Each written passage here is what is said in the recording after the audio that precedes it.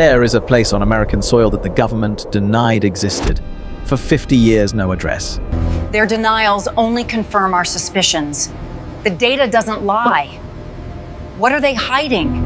No name on any public map. No budget line in any congressional record.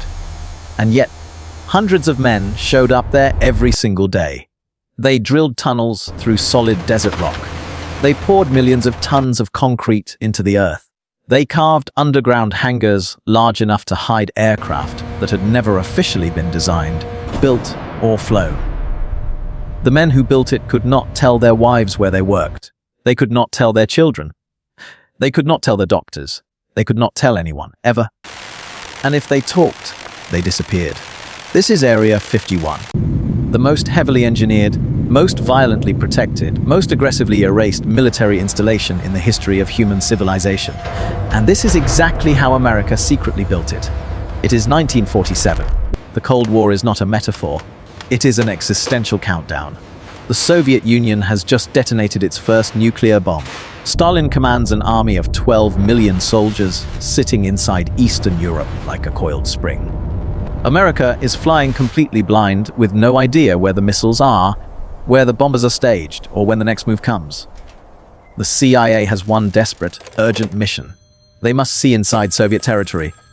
Without being seen, without starting World War III, existing spy planes could not do it. Soviet radar would pick them up in seconds. Soviet fighters would tear them apart over Moscow.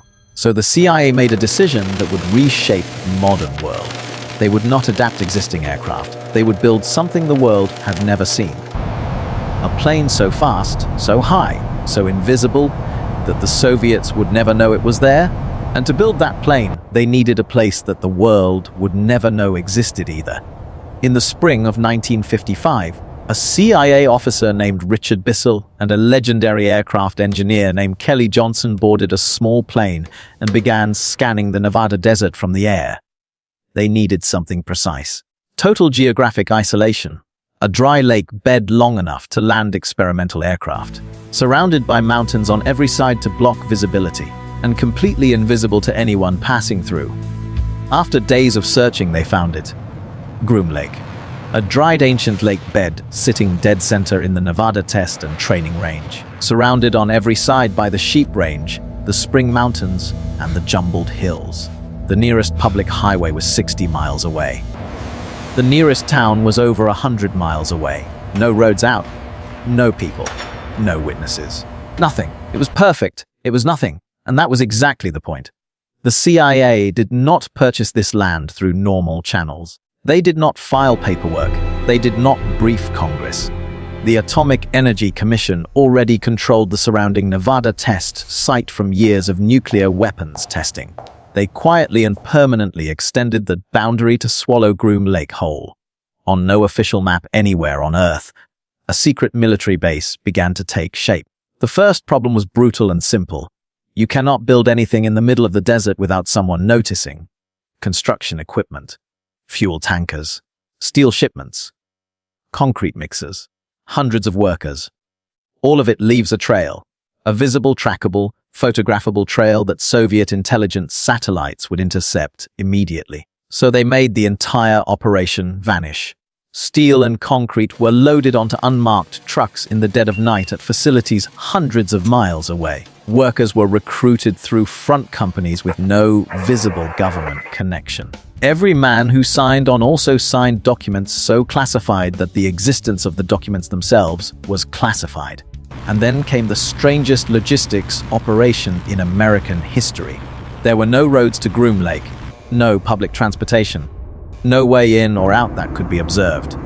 So the CIA constructed one of the most bizarre airline operations ever assembled. Unmarked planes, no tail numbers, no airline markings, no flight plans filed with any public aviation authority. Every single morning, workers reported to a secret terminal hidden deep inside McCarran Airport in Las Vegas. They boarded in silence. They flew across the desert. They landed on the cracked lake bed. They worked. They flew home. And they said absolutely nothing to anyone. This operation still runs today. Aviation spotters and pilots call it Janet Airlines. The call sign is Janet. Some believe the name stands for just another existent terminal. The United States government still refuses to confirm or deny what it is. I am standing at the edge of the restricted airspace above Groom Lake, Nevada. I am 60 miles from the perimeter fence, and I cannot legally go 1 inch closer. The entire mountain range surrounding this valley is permanently designated as federal restricted airspace, 24 hours a day, 365 days a year. Armed security forces in unmarked vehicles patrol the perimeter around the clock. The signs posted at the boundary read use of deadly force is authorized. They are not decorations. In the summer of 1955, the first construction crews arrived at Groom Lake, and what they found was almost nothing. A single decaying airstrip left over from World War II. A few rusted prefabricated buildings from a uranium mining operation that had collapsed years earlier. 6,000 acres of cracked alkaline desert surrounded by jagged mountains. In less than 12 months, they had to build a fully functional, completely self-contained military installation.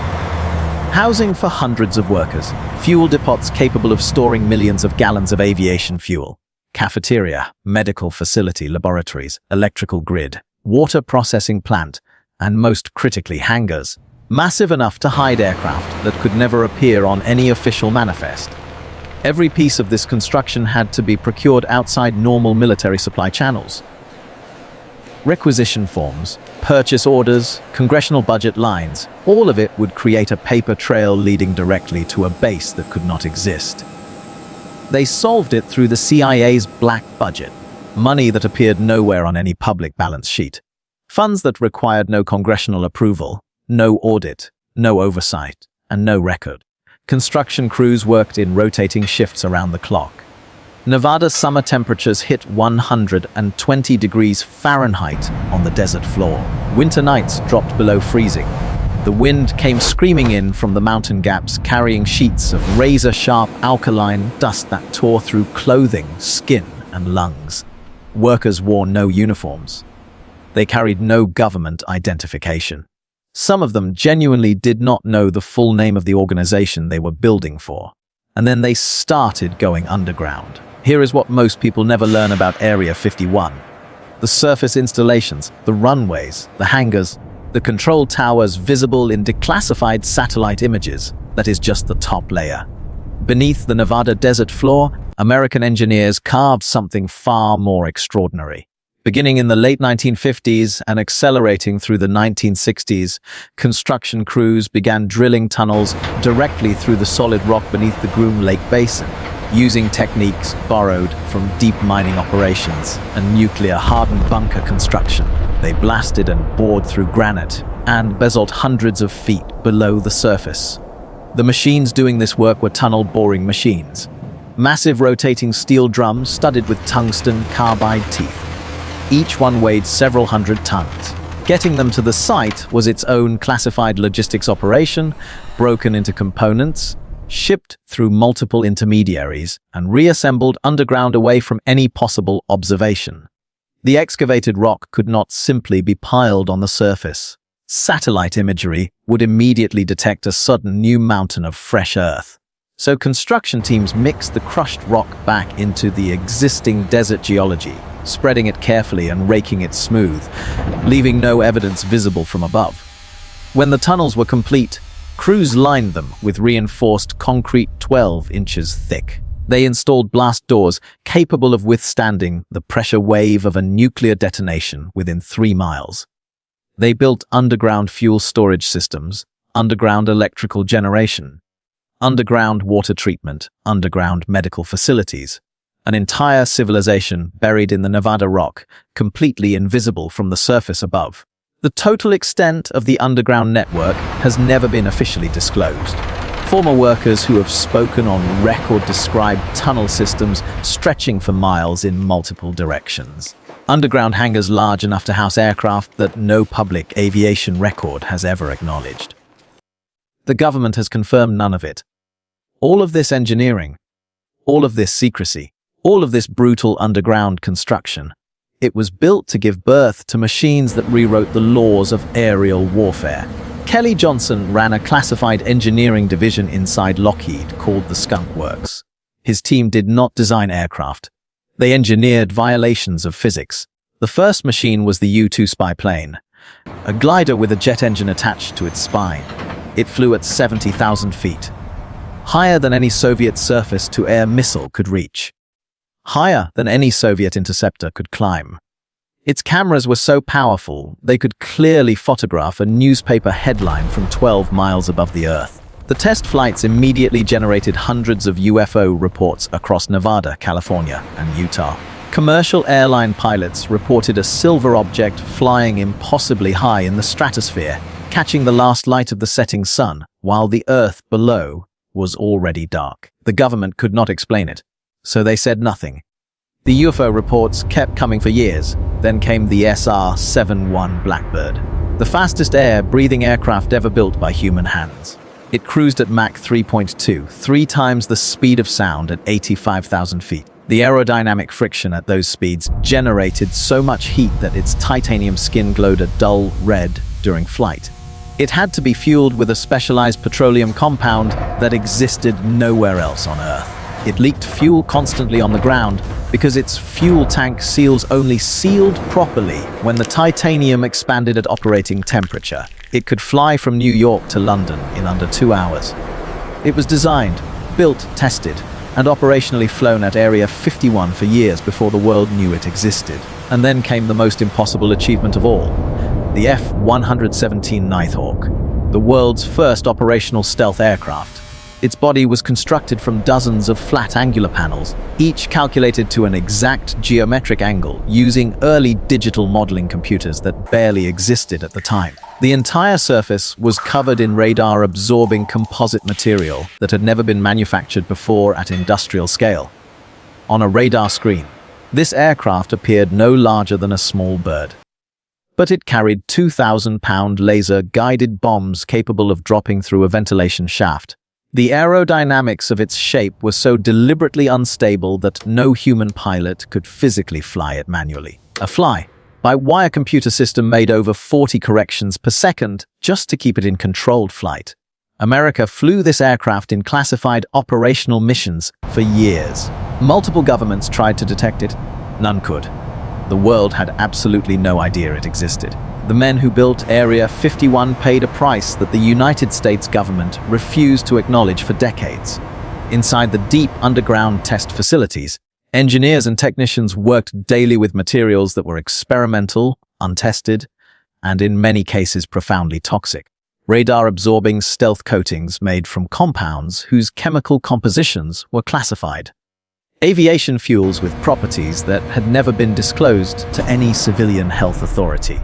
Composite manufacturing materials whose long-term effects on the human body were completely unknown. Workers were given no safety data sheets. There were no OSHA inspectors. There were no accessible medical records. Because officially, nothing was happening at a facility that did not officially exist. By the 1980s and 1990s, the men who had built this place were getting sick. Cancer, neurological disorders, severe liver failure, chronic respiratory disease. Conditions their doctors could not explain because their doctors did not know what they had been exposed to. They could not file workers' compensation claims. They could not submit documentation for medical benefits. They could not pursue legal action because they could not legally acknowledge they had ever worked at a base that did not exist. Their families filed suit on their behalf. The case reached federal court, and the United States government invoked the state secrets privilege, a legal doctrine allowing the government to have any lawsuit dismissed if the evidence required to try the case would compromise national security. The workers lost. Their families lost, and they died in silence, their contributions erased as completely as the tunnels beneath the desert that they had carved with their own hands. In 1995, President Clinton signed an executive order permanently exempting Area 51 from all federal environmental disclosure requirements. The men who built the most extraordinary engineering achievement in American military history received no official recognition, no compensation, no public acknowledgement, and no legal recourse. For 50 years, the official position of the United States government was precise and consistent. Area 51 does not exist. In 2013, the CIA released a declassified internal history of the U-2 aerial reconnaissance program. For the first time in the official government record, the documents used the words Area 51 and acknowledged the installation's location within the Nevada test and training range. There was no press conference, no public ceremony, no acknowledgement of the workers who had sacrificed their health and their legal rights in service of that secrecy. The documents were quietly filed into the National Archives and left there. But here is what the government still has not confirmed: the full extent of the underground tunnel network, the complete inventory of classified programs that ran beneath that desert floor, the specific projects still active in the deep underground facilities right now. Because Area 51 is not a museum, it is not a historical monument. It is an active, fully operational, continuously expanding classified military installation. Recent commercial satellite imagery shows new construction activity at the Groom Lake facility. New hangars, extended runway sections, security perimeters pushed further into the surrounding mountain ranges than any previously recorded boundary.